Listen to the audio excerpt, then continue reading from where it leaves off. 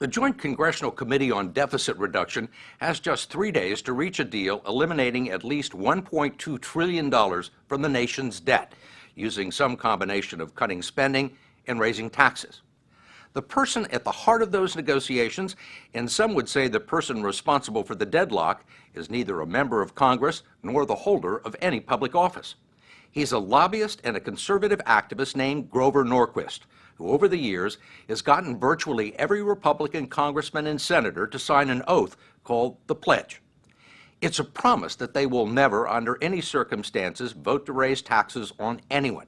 And so far, Grover Norquist has held them to it, controlling 279 votes, including the Speaker of the House, the Senate Minority Leader, and all 6 Republican members of the Joint Committee on Deficit Reduction. The story will continue in a moment. A lot of people think you're the most powerful man in Washington. The tax issue is the most powerful issue in American politics going back to the Tea Party. People say, oh, Grover Norquist has power. No, Grover Norquist and Americans for Tax Reform focus on the tax issue. The tax issue is a powerful issue. Grover Norquist is trying to be modest. Since creating Americans for Tax Reform at Ronald Reagan's behest back in 1985, Norquist has been responsible more than anyone else for rewriting the dogma of the Republican Party. The Republicans won't raise your taxes. We haven't had a Republican vote for an income tax increase since 1990. And this was your doing? I helped. Yeah. It began with a simple idea of getting Republicans all over the country to sign an oath called the Taxpayer Protection Pledge, promising their constituents that they would never, ever vote for anything that would make their taxes go up. Speaker Gingrich's tax pledge back in 1998. And once they signed the pledge, Grover Norquist never forgets.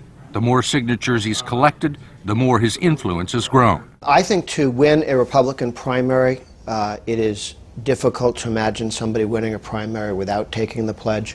The signatories not only include more than 270 members of Congress, but all of the Republican presidential candidates with the lone exception of John Huntsman.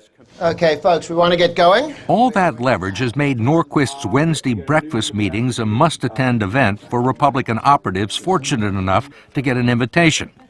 David Keene, the president of the National Rifle Association, was there the day we attended, along with conservative columnist John Fund. This is the Grand Central Station of the conservative movement. We were told it was the first time cameras have ever been allowed into the weekly off-the-record strategy session. Our approach is going to be to just simply drill away every day. People from Capitol Hill, House and Senate, think tanks, Tea Party groups, business groups, everybody who wants the government to be smaller and everybody who wants the government to leave them alone.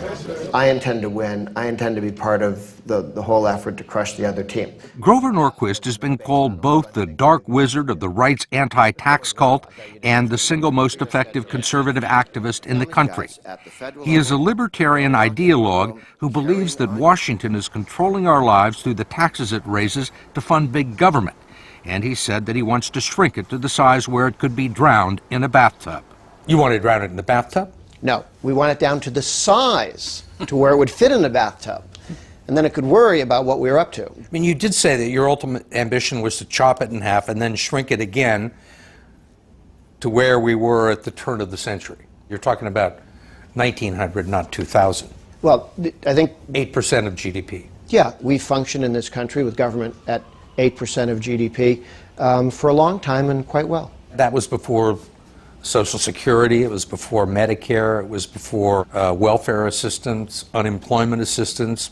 Is that the federal government you envision? Each of these government programs was set up supposedly, in name, to solve a problem. Okay, do they solve the problem? Could the problem be better solved through individual initiative? I mean, I think we found under welfare that we were doing more harm than good. Do you feel the government has any obligation to the poor or the elderly or the unemployed? Yeah, it should stop stepping on them, kicking them, and making their lives more difficult. Norquist claims he got the idea to brand the Republican Party as the party that would never raise your taxes when he was just 12 years old and volunteering for the Nixon campaign. He says it came to him one day while he was riding home on the school bus. If the parties would brand themselves the way Coke and Pepsi and other products do, so that you knew what you were buying, at quality control. I vote for the Republican, he or she will not raise my taxes. I'll buy one. I'll take that one home. So this is about marketing. Yes, it's a part of that. Yeah, very much so. But Norquist says the success of any product requires relentless monitoring and diligent quality control to protect the brand, whether it's Coca-Cola or the Republican Party. Because let's say you take that Coke bottle home, and you get home and you're 2/3 of the way through the Coke bottle, and you look down at what's left in your Coke bottle, there's a rat head there. You wonder whether you buy Coke ever again. You go on TV and you show them the rat head in the Coke bottle, you call your friends and tell them about it, and Coke's in trouble. Republicans who vote for a tax increase are rat heads in a Coke bottle. They damage the brand for everyone else. There's nothing in the federal Grover Norquist is not interested in compromise. He likes things ugly and takes no prisoners. Those who refuse to sign the pledge or backslide are subjected to primary fights against well-funded opponents backed by Norquist. These are people in North Carolina who voted for a tax increase when they said they wouldn't.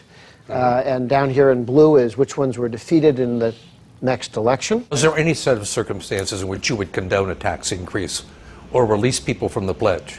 The pledge is not to me, it's to the voters. So an elected official who says, I think I want to break my pledge, he doesn't look at me and say that. He looks at his voters and say that. That's why some of them look at their voters, don't want to say that, and they go, well, how about you? Could you release me from my pledge? No, I can't help you. You didn't promise me anything. But you're the keeper of the pledge. We remind your voters that you took the pledge. You are the That's ones true. that are going to retaliate if they break the pledge. Oh, no. The voters will retaliate. We may inform the voters. But let's say the voters Inform the all voters wanted- with hundreds of thousands of dollars in campaign or educational 19 expenditures to point out the fact that they broke the pledge. if necessary. I mean, you make it pretty clear. If someone breaks the pledge, you're going to do everything you can to get rid of them. To educate the voters that they raise taxes. And again, we educate people To get rid of them. to encourage them to go into another line of work, like shoplifting or bank robbing, where they have to do their own stealing. You got them by the short hairs. The voters do, yeah, And they have to march in lockstep with Grover Norquist. with the taxpayers of their state. I applaud from the sidelines. I go, very good, yes, yes. If nothing else, it is a brilliant, bare-knuckled political strategy with some of the characteristics of a protection racket. Many Republican congressmen fear retaliation from Norquist if they even suggest that a tax increase for the wealthiest of Americans should be up for discussion in the current deficit negotiations. And Democrats like Senate Majority Leader Harry Reid have been demonizing Norquist on a daily basis. They're giving speeches that we should compromise on our deficit, but never do they compromise on Grover Norquist. He is their leader. But he also has some critics among elder statesmen of the Republican Party, the most vocal being Senator Alan Simpson. What do you think of Grover Norquist? Simpson gleefully accepts that he is one of Norquist's Republican rat heads in the Coke bottle. He got there by serving as co-chairman of the National Commission on Fiscal Responsibility, which recommended that some tax increases would be necessary to solve the nation's debt problem. Simpson has no use for Norquist. He may well be the most powerful man in America today. So if that's what he wants, he's got it. He megalomaniac, egomaniac, whatever you want to call him, if that's his goal, he's down near there, and he ought to run for president because that would be his platform. No taxes under any situation, even if your country goes to hell. Simpson also wants to know where Norquist and Americans for Tax Reform, with its multi-million-dollar budget, gets its money. When you get this powerful, and he is, then it's where do you get your scratch, Grover? Is it 2 people? Is it 10 million people? The American people demand to know where you get your money, Grover Babe. But under federal law, Grover Babe, as Simpson calls him, and Americans for Tax Reform, a nonprofit organization, aren't required to disclose the identity of its contributors. So the finances of a group that demands transparency in government are opaque. Norquist says the money comes from direct mail and other grassroots fundraising efforts, but a significant portion appears to come from wealthy individuals, foundations, and corporate interests. In the interest of transparency, would you disclose your major donors? I would not, I don't know, hadn't thought of it. it doesn't really matter because what we do is what we do. I guess I would argue, thinking back on it, we've had times when people who are contributors to us were literally threatened by senators and congressmen. So you're protecting the corporate interests from harassment and threats? No, I'm protecting me and anyone who wants to participate in American politics. You don't want people threatened because they want to fight against higher taxes. Over the years, some of his group's lobbying activities have stretched into areas that are not generally associated with preventing tax hikes. He's lobbied the State Department on behalf of the controversial Keystone Pipeline and has dipped into areas like communications law, raising suspicions that the Leave Us Alone coalition includes a lot of wealthy and powerful interests. His reputation also took a hit a few years ago because of his close association with disgraced lobbyist Jack Abramoff. But none of the insinuations of impropriety have ever stuck. It didn't work because at the end of the day, there wasn't a there. He's a Houdini. You could throw him in the bottom of the East River in chains and he'd come out of there. But Alan Simpson predicts that Norquist could soon become irrelevant. He thinks the country's financial situation is so dire that tax increases will become inevitable, and that a lot of Republicans who have signed the no tax increase pledge are already experiencing buyer's remorse. You think there are Republicans who have signed it who regret it? I do. I know damn well they have. I've talked to them. They come up to us and say, save us from ourselves. I got trapped by this guy.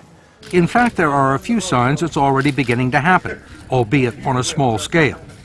37 Republican pledge signers have urged the Select Committee to consider all options in solving the debt crisis, and 6 Republican congressmen, including Steve LaTourette of Ohio, have rescinded their pledges altogether. LaTourette, who signed his back in 1994, says his driver's license expires, the milk in his refrigerator expires.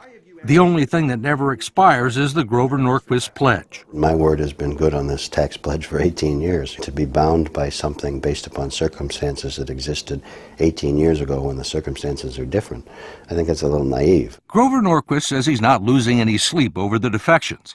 He's convinced that the Republicans have no intention of raising taxes, and he still has sign markers from 279 members of Congress promising that they will never let it happen. Most of the Republicans I know are very pleased that we make it easy for them to credibly make that commitment. They're smiling when they get the picture taken with me and the pledge. Not grumpy, smiling. Do you believe that everybody who smiles at a press conference is actually happy? No, but many. There may be 1 or 2 that are grumpy, and if they wish to provide their names, we'll focus on their states and upcoming elections. So, I mean, you've got them coming and you've got them going if they're a Republican. If they sign the pledge and break it, they're toast. And if they don't sign the pledge, they're probably toast.